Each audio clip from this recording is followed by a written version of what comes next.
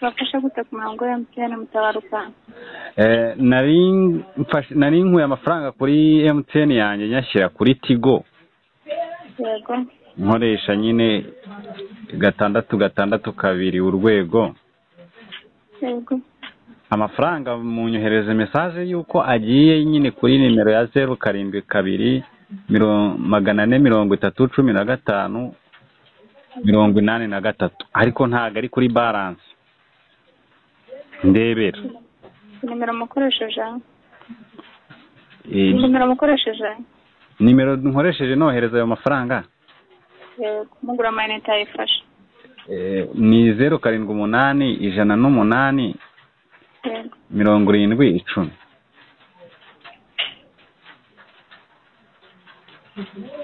Ni ku murongo.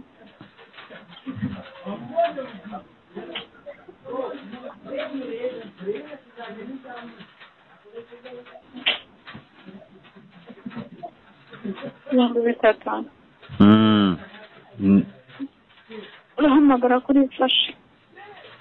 Hamagare kuri ifashe? Yego.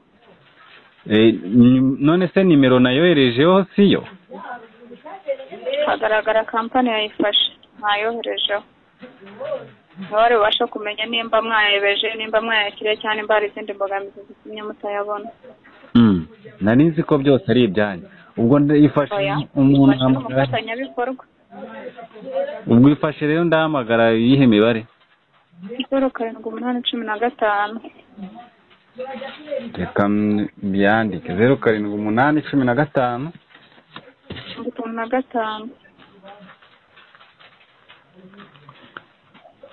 35 55 ntabwo ari 35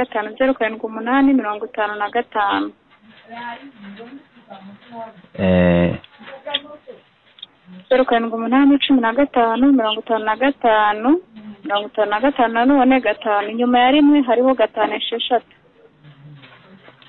Okay. Muhamagara basobanurira barabafasha. Ni 078 15 55 rimwe. Gatanu.